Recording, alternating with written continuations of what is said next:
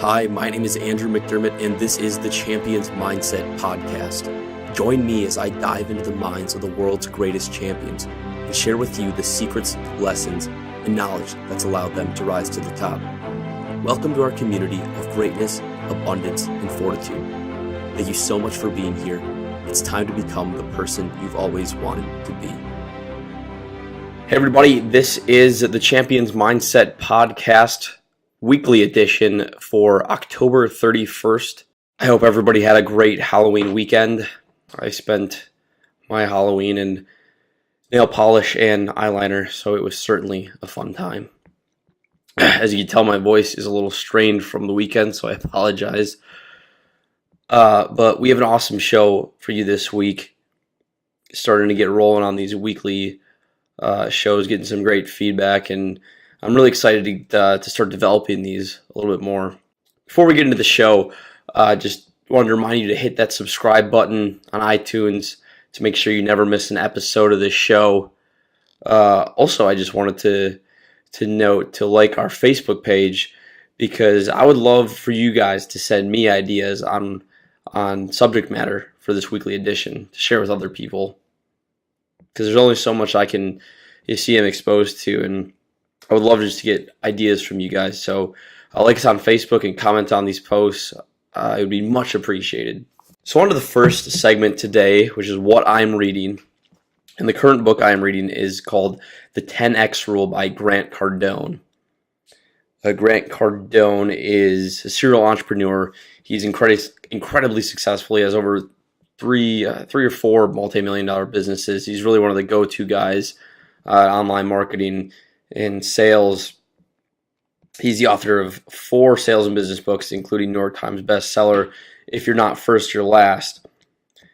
And so I've actually heard about this book for a while, and I don't know why it's taken me so long to read it, but I'm finally glad I did. I wish I read it a long time ago because it's awesome. I haven't finished it yet, but it's already one of my favorite books I have ever read. The energy that Grant brings in this book is awesome. He reminds me a lot of Gary Vaynerchuk, who I've talked about on a lot of the other shows. He's one of the most inspirational entrepreneurs, one of the most successful entrepreneurs right now. Grant just gets after it. The guy is just go big or go home attitude. I love it. It's got me pumped up reading this. So the 10X rule is based on understanding how much effort and thought are required to get anything done. So what Grant says is you need to understand that in order to get to the next level of whatever you're doing, whatever your goals are, you must think and act in a wildly different way than you ever have before. Right? But most of us get stuck in these routines where we keep doing the same thing, getting the same results, and wondering why it's not working. And Grant believes, and he presents very convincing and persuasive argument in the book, that it's based on your effort level, and that you need to radically increase 2 things. And in this 10X rule, he says that you will set targets for yourself that are 10 times greater than what you believe you can achieve. And number 2, you will take actions that are 10 times greater than what you believe are necessary to achieve your goals. So it's about this massive change in your beliefs and your actions on those beliefs. And this 10X rule is now part of my rules of life. If you listen to one of our first podcasts, I believe it was our second or third podcast with Craig Ballantyne. If you haven't listened to that, go back and definitely listen to that show. It was an awesome interview with Craig, who's a close mentor of mine. But in Craig's teachings and in Craig's book, The Perfect Day Formula, he talks about having these rules for life. And there are a set of rules that you have written down, and you do not break them no matter what. You follow them every single day, and they create the structure in your life to how you want to live and who you want to be. And so after reading this book so far, I added this to my rules of life. So it's something I will read every morning. And I want to adopt this mindset of setting targets for myself that are 10 times greater than what I believe I can achieve. And I will take actions that are 10 times greater than what I believe are necessary to achieve my goals. So Grant says when people start limiting the amount of success they desire, I assure you they will limit what people will be required of them. So one of the things that people object to this a lot of the time is they believe that expectations are the reason for unhappiness, and that if you're setting yourself up for 10 times greater goals, that you're just going to be disappointed. But Grant says that I can assure you from personal experience that you'll suffer greatly by setting subpar targets. You simply will not invest the energy, effort, and resources necessary to accommodate unexpected variables and conditions that are certain to occur sometime during your endeavors. He adds, when people start limiting this amount of success they desire, I assure you they will limit what they are required of them in order to achieve success, and will fail miserably at what it takes to keep it. Now that second passage is key to understanding why this rule is so effective and why you should adopt this in your own thinking. Because setting that high target, especially for me when I set high goals, it creates a sense of urgency. And even if maybe I don't achieve exactly what I set out to do, it's way more than if I would have set some mediocre goal. And so there are some important things that Grant wants you to know about success in this book. Number one is that it's important. And he talks about how it's important not only from, a financial perspective for you and your family to surviving, but it's important to who you are. When we have a purpose, and I've talked about this before, that's really the lifeblood of living, is having goals to work for, to have a mission that means so much to you. So understand that success is important to your happiness, not the monetary. Obviously that's nice, not the monetary rewards, but the process of success, doing something that you care about, that means something to you. The second note on success that Grant talks about is that it is your duty. And he believes when you think of success as a duty, it will change the way that you work and allow you to work 10 times greater than what you have before. And what he means by that is thinking of success as your duty to your family. And that seems pretty obvious, but it can't be understated that you have a duty to those you provide for, to those you love. You have a duty to your community.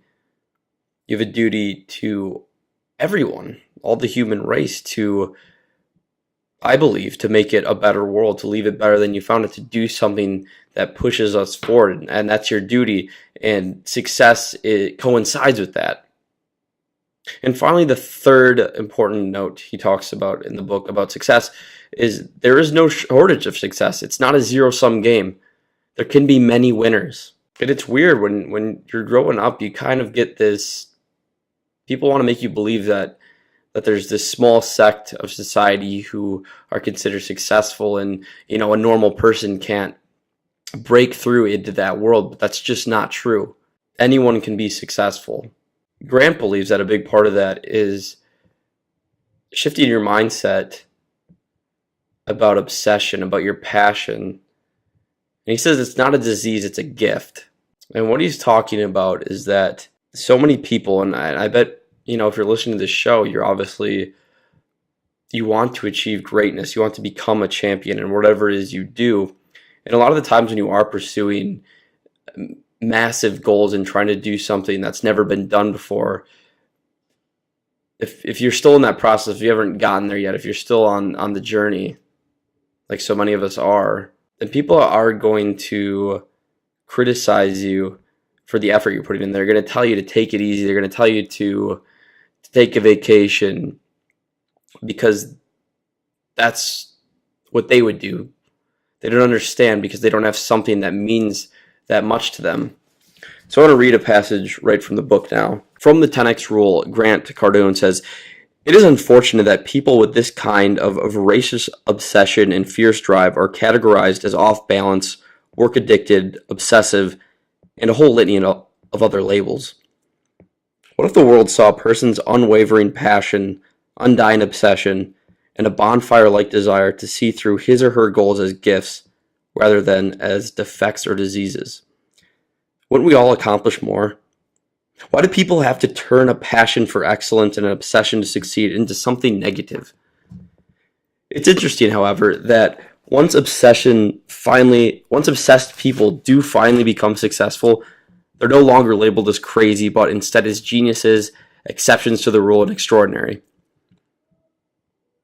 What if the world admired, expected, and even demanded that we all operate every single day with an obsessive focus on our goals? What if we punished the people who didn't act with passion and commitment and rewarded those who saw their projects through to the end? Our society would be overwhelmed with inventions, solutions, new products, and increased efficiency. What if the world encouraged obsession instead of judging it? What if the only thing standing in the way of your greatness was that you just had to go after everything obsessively, persistently, and as though your life depended on it?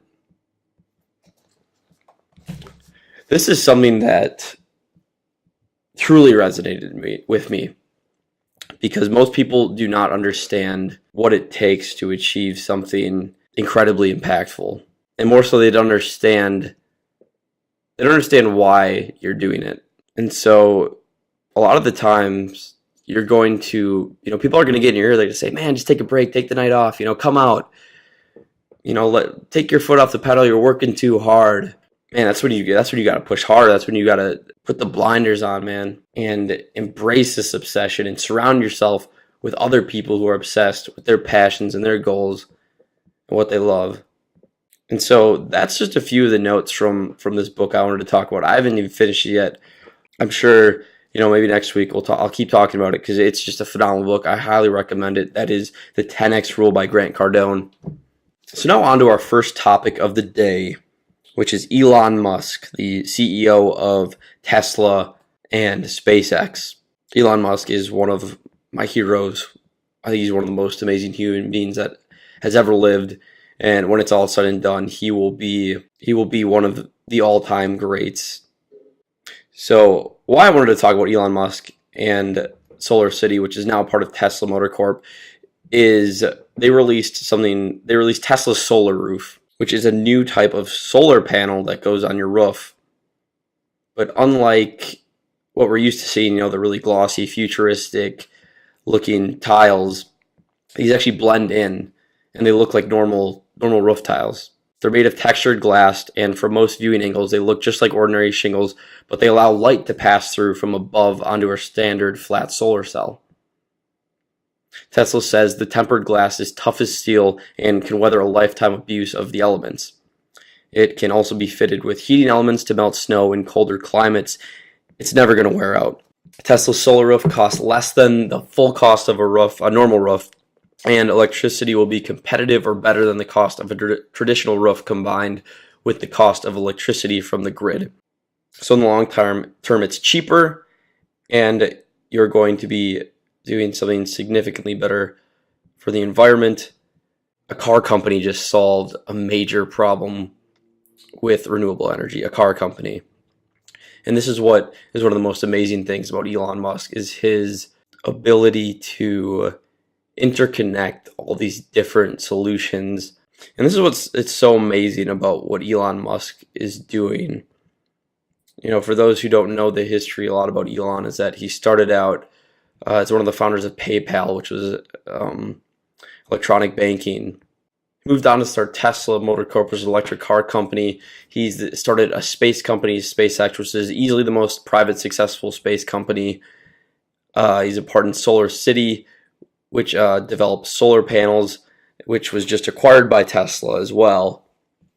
That's a very brief summary of what he's done, but he's not being defined by one brand. Like I said, he just used a car company to release solar panels for roofs. It's a lot like what Apple has done, how they started as a computer company and they got into MP3 players, smartphones. They're not defined by a category, they're defined by their mission. And with Elon, it's this mission of getting us off non-renewable resources, petrochemicals, and creating this electrical world where we live off renewable energy. And so for him now, he's starting to build this ecosystem where a person can have these solar panels on the roof, and then it's stored in a Tesla power wall. Then you can use that to power your Tesla car. And obviously this is very early for them. It's definitely not enough. All of it's not at an affordable level for the average consumer, but it's getting there, and it's getting there quick. And what he's doing is just so inspiring, and it really connects with that 10x rule. This guy thinks at 10x levels. He does things at 10x levels. And I love hearing about guys like that because it inspires me. It gets me fired up. It makes me want to work harder. It makes me want to do more and help more people and impact this world even more. And so our second topic now comes from the NBA, which just started their season. I'm glad the NBA is back. I love basketball. One of the best players in the game, Russell Westbrook, is starting this season out on fire. He's just killing it right now. He has 116 points, 37 rebounds, and 35 assists in the first 3 games. He's the first point guard to average a triple-double in the first 3 games of the season since Magic Johnson. He's also only one of 4 players in NBA history to ever record over 100 points, 30 rebounds, and 30 assists in a 3-game stretch. The guy's electric. Some people say he's the most athletic point guard ever. He's unbelievable to watch. He is so much fun to watch because of the passion he plays with. You know, even in the All-Star games, the guy's going 110%. There's no off switch for him. Doesn't matter when in the season. It doesn't matter if they're down by 20. The guy is giving it his all. I love that about him. He's such a great player. And so really it's been the last 2 seasons now that he's just been taking over the league. And what's interesting is, for those of you who don't follow the NBA, for the last however many years it had been Russell Westbrook and Kevin Durant, who's also one of the best players in the league, as this tandem in Oklahoma City. And it was really Russell Westbrook for the first 5 years of his career. He was Robin, and Kevin Durant was Batman.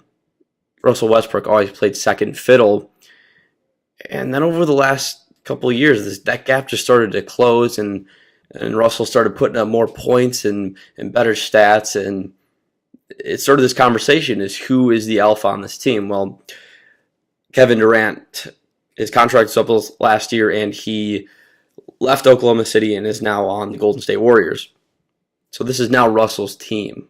And it's interesting because now he's obviously the best player on the team, but a lot of people argue that he was already the best player on the team last year with Durant still there. And Kevin Durant is an ex-MVP. He has an MVP award. He's one of the best players in the league. And ever since Durant took home that MVP trophy a couple years ago, Westbrook has actually had better stats in both plus-minus and box plus-minus, which are basically just player efficiency ratings when each are on the court. And it's not like Durant has gotten worse, but Westbrook has just gotten that much better. So it's going to be a big year for him to see if he can not only sustain the success, but also improve his team and make those around him better. There's a lot of players in the NBA who are superstar talents, but they don't make their teammates better. And they're kind of always stuck in this mediocrity, and they never get to a championship level team. So it's going to be a fun guy to watch this year, fun storyline to keep an eye on. The Warriors and Thunder play this week, which is going to be an awesome game. And our last topic of the day comes from the NFL, where wide receiver Andre Johnson retired yesterday. 35-year-old Johnson spent last season with the Colts. After 12 amazing years with the Texans, he was the 3rd overall pick in 2003 out of the U. That's the University of Miami. He's one of the best receivers ever. If you're a football fan, you know this. The guy is unbelievable. He's a Hall of Famer. He finished his career with over 1,000 regular season catches, which is 9th in the NFL history. 14,185 receiving yards, which is 10th in NFL history, and 70 touchdowns. I always loved the guy because he just came to work. He took care of business. You know, a lot of times in the NFL, the receivers are these flashy big talkers. They love showboating, but Andre Johnson always just came to work, kept his head down, kept his mouth shut, and just tore up the league year after year. He's one of these freakish. He's like 6'3", 200 and some pounds, just a monster who runs a 4.3. Just a freak athlete, man. So fun to watch. He was one of the original great players on the Texans when they were started as a new franchise in the NFL. It's tough to watch guys like that. He's one of the guys that never even got close to winning a title, even though he's one of the best players in the league. Unlike how we talked about last week with Candace Parker, who finally won a title, Andre Johnson was sadly one of the players who did not. But he's a class act, and it was always fun watching him. So that's it for the topics for this week. Let's get on to the quote of the week. And this actually comes from my life rules again. This is a quote I read every single day. I had recently saw the video of this shared, which made me choose it as this week's quote of the week because it just gets me fired up. And so this comes from Steve Jobs, founder of Apple and Pixar. I'm sure you know who he is. He needs no further introduction. The quote goes like this: when you grow up, you tend to get told the world is the way it is, and your life is just to live inside the world. Try not to bash into the walls too much. Try to have a nice family, have fun, save a little money. That's a very limited life. Life can be much broader once you discover one simple fact. Everything around you that you call life was made up by people that were no smarter than you. And you can change it, and you can influence it. You can build your own things that other people use. Once you learn that, you'll never be the same again. Now, there's a lot of great quotes out there, and each one resonates with us a little differently, but this is one of my all-time favorites. This is one quote that I've been reading every single day of my life since I was 14 years old. When I first stumbled upon Craig Ballantyne's Rules for Life when I was 14 years old, this was the quote that I chose to put on there. When you really embrace this and really make an effort to see this in the world and to believe in it, it will radically change your life. When you realize that your heroes, your idols, these people that a lot of the time we put almost a godlike aura around they started as regular people. At the end of the day, we're all just humans.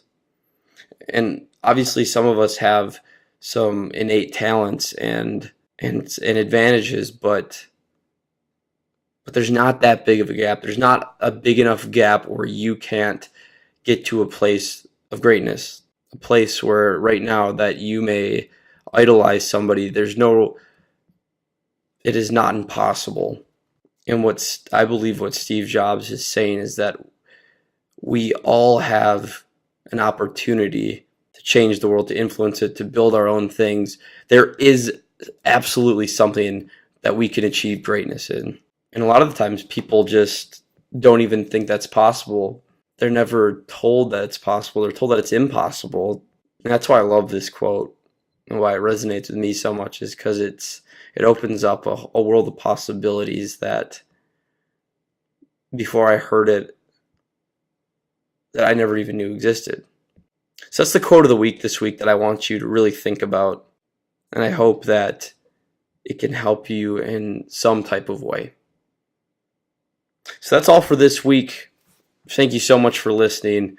Like I said, hit that subscribe button on iTunes so you never miss a show. Like First Finisher on Facebook. Follow us on Twitter and Instagram to receive all the latest updates from the show and to join the community of other Champions Mindset listeners. Thank you again for listening. I will be back next week.